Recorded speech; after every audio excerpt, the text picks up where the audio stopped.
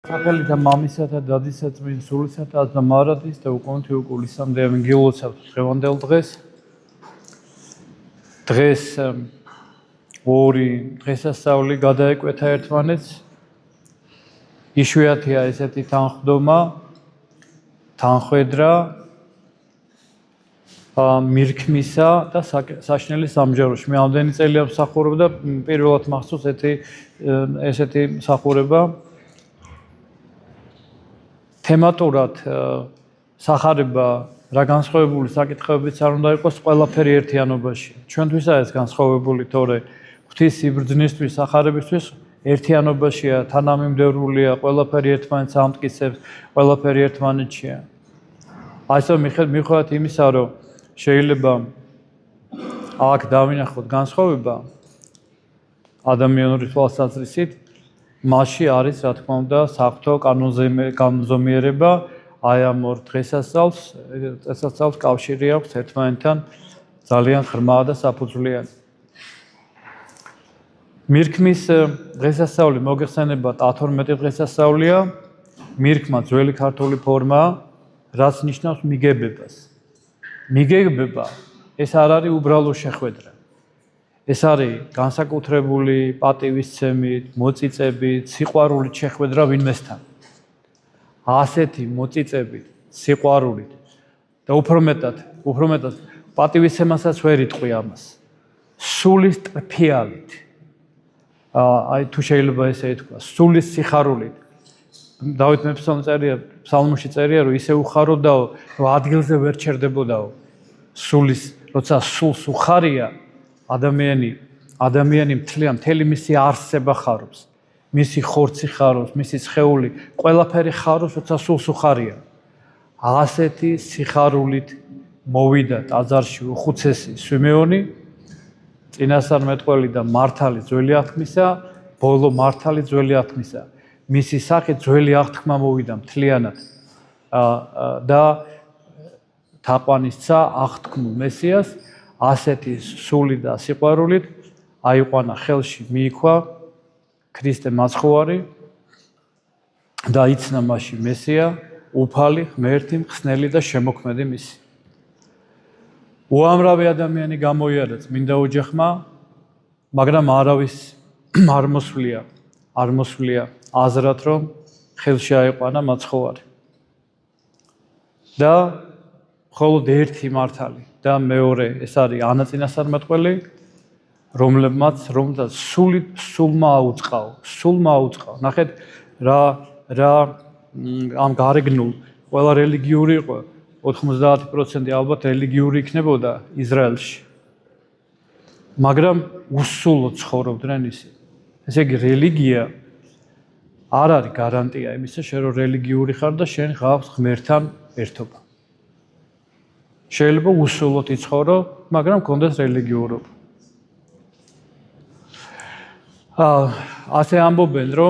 ასე გვასწავლის ეკლესია, მირქმა არის გადატრიალება რელიგიურ ცხოვრებაში, ეს არის ადამიანსა და ღმერთს შორის ახალი სიახლე, რომელიც დანერგა ქრისტე მაცხოვარმა. თუ მანამდე ღმერთი როგორც მკაცრი მსაჯული ასე ესაუბრებოდა საკუთარ ერს ისრაელს, ეხლა მან აირჩია მჭიდრო ურთიერთობა. მისა საშუალება სვიმეონ მირქმელს ხელში აიყვანა და გულში მიეხუტებინა ღვთაება. და აქ საკითხავებში ჩვენ წავიკითხეთ, არა მოხუცა უყრია მე, არამედ მე მიბყრია ეს. ანუ წინასწარ განგებულებით ღმერთი აკანონებს ახალ ურთიერთობებს ადამიანსა და ღმერთს შორის, ღმერთსა და ადამიანს შორის.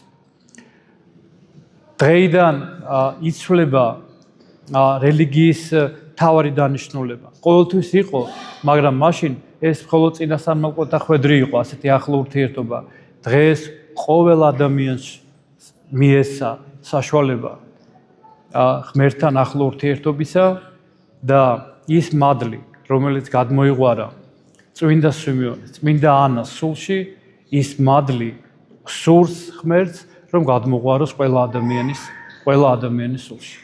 ღმერთს სულს ისე საზოგადოდ კი არ ელაპარაკოს საკუთარ ერს, არამედ პირდაპირ შეხვდეს ყოველ ადამიანს.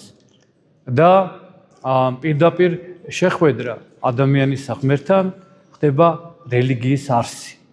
ყველა წესი, ყველა კანონი, წმინდა წერილი, ღვთისმსახურება და ყველაფერი ამის აღესრულება იმისთვის, რომ მოხდეს ეს სინერგია ადამიანის სულისა და ღმერთის ერთობა.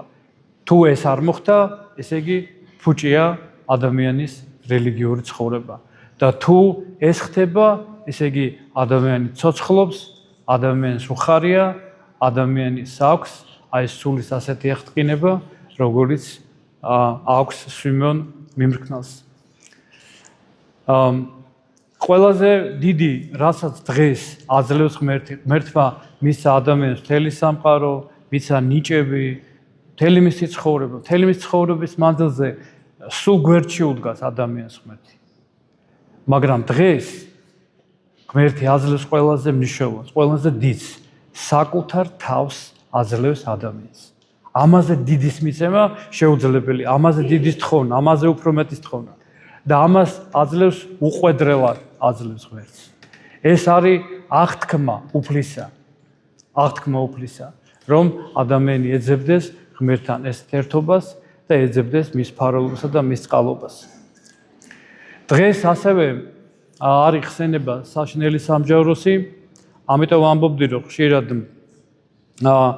ადამიანებს ერევათ და ვერ ათავსებენ ერთმანეთთან, როგორ არის ღმერთი მოსიყვარული და როგორ არის გამსჯელი და გამკითხალი და რომელმაც უნდა განიკითხოს ყოველ ადამიანის სულიერი ცხოვრება. არ უნდა დაგვავიწყდეს დებოდა ძმებო, რომ სამყარო იმართება არა მარტო სიყვარულით, არამედ იმართება სამართლიანობითაც. ამიტომ სამართლიანობის გამოვლინება არის საშინელი სამჯავრო. ჩვენ ხშირად ფიქრობთ, რომ სად არის სამართალი და ვერ ხედავთ, სამართალი ყოველთვის არის, ყველგან არის, მაგრამ ჩვენ ვერ ხედავთ ამას ადამიანები და საშინელი სამჯავროს დროს ყველა სიმართლე დამტკიცება და ყველაფერი სამართლიანად აღესრულება. რატომ უყვირს ადამიანს, რომ იქნება ადამიანის ცხოვრების შეფასება და გამსჯა? თუ კი მოსწავლეს აფასებს მასწავლებელი. თუ კი მშრომელს აფასებს ის ადამიანი, ვინც იბარებს ამასაკ, თუ კი მოსამართლე განსჯის ადამიანის ტყუილ მართალს და თუ კი მთელი ჩვენი ცხოვრება, ყველა საქმეში ხდება შეფასების გარეშე არაფერი არ არსებობს, რატომ შეიძლება ჩვენ დავუშვათ, რომ ადამიანის ცხოვრება ისე განვიდეს, რომ არ მოხდეს მისი შეფასება საბოლოოდ.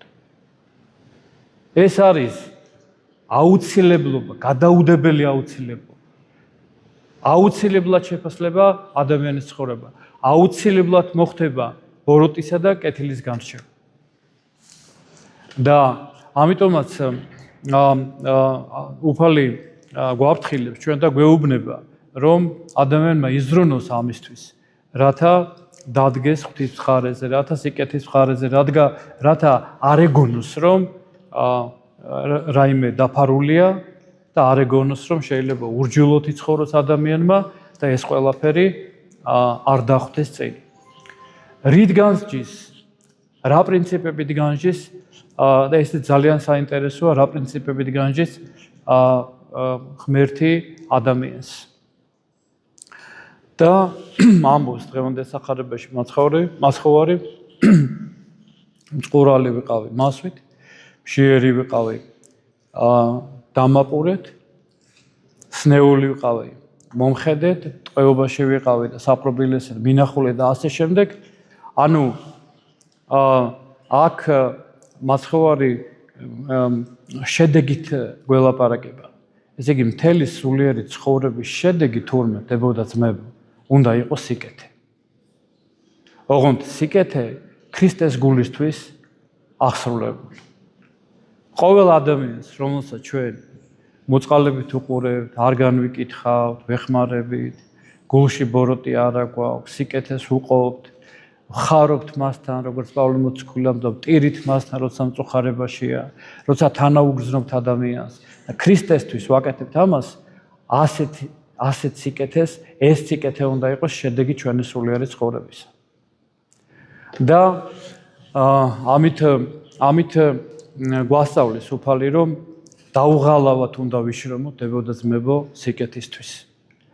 არ უნდა ჩაიკეტოს ადამიანი, არ უნდა მოხდეს საკუთარ იზოლაციაში, არ უნდა იყოს მისთვის მთავარი ცენტრი საკუთარი თავით სამყაროს და ქვეყნის.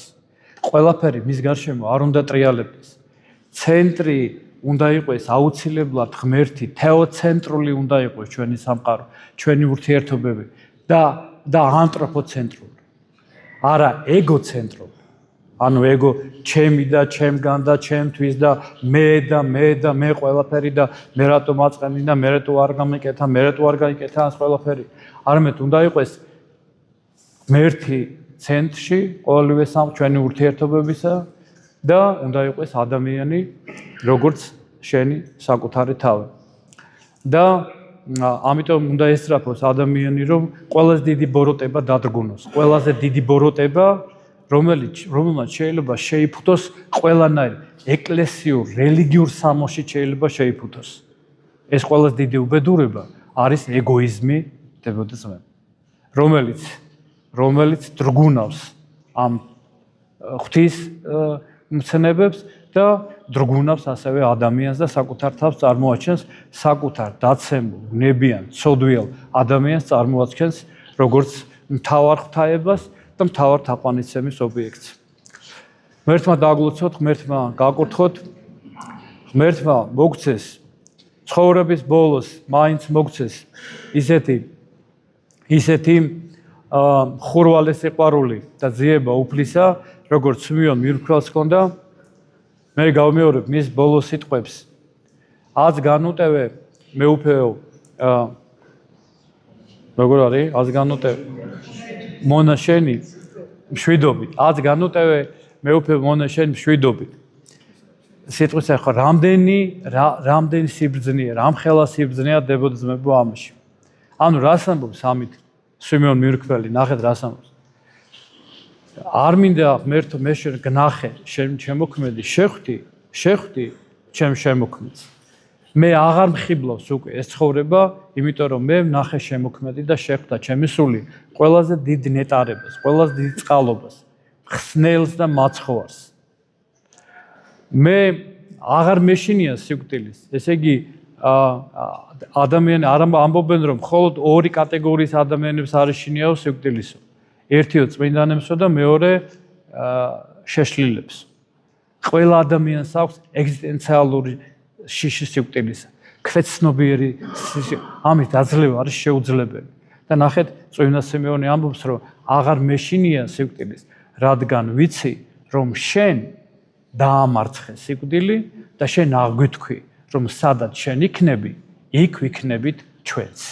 ეს არის ის ძალა და ის მადლი, რომლითაც ყველა ადამიანი შეუძლია თქვას, რომ ღმერთო აღარ მინდა ამ ქვეყანაზე ცხოვრება, მინდა შენთან ყოფნა მარადისობაში და ღმერთო აღარ მეშინია სიკვდილის, იმიტომ რომ შენ დადრგუნე სიკვდილით, ცოდვას და ჯოჯოხეთით. ღმერთმა დაგლოცოთ და ღმერთმა გაკურთხოთ.